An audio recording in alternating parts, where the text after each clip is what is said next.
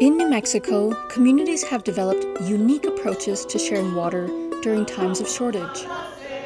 Pueblo and Asiquia knowledge and traditional views of water management have created resilient water sharing practices. Along the lower Rio Chama, these communities have developed their own approach to water shortage sharing.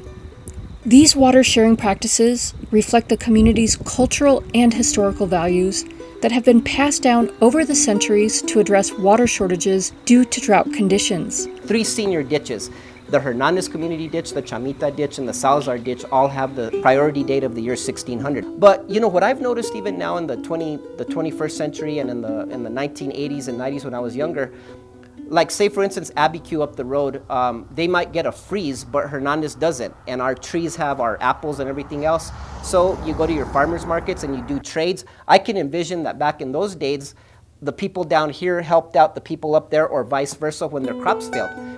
I use one word to describe the shortage sharing, and that's survival. I might be able to convince my neighbors in the Asiquia that, you know, there are certain times I have to have water, and there are other times when I don't. You know, so as the crop mixes have changed over the years, that's one of the keys.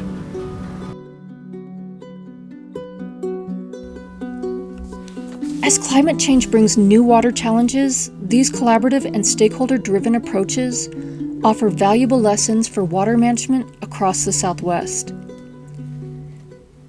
This sharing agreement shows exactly who's supposed to have water and how much and on what days, so everybody knows what everybody else is doing. In 2004, New Mexico developed the Active Water Resource Management, or AWRM initiative, in response to continued drought conditions. AWRM refers to the essential tools and elements needed for the state engineer to manage the state's limited water resources, including measuring and metering, the creation of water districts, and the appointment of water masters. It gives us the tools to be able to regulate the water in real time. I think AWRM helps because it gives the Asiquias and the Pueblo kind of a trusted third party to make sure everybody's playing by the rules, kind of like a referee. When you don't have a water master, I mean, we still get the calls today ourselves. When you don't have a third party, people start to lose trust. These voluntary agreements are community-driven and offer certainty in times of shortages. Through AWRM, the state recognizes and values the traditions and desires of the community.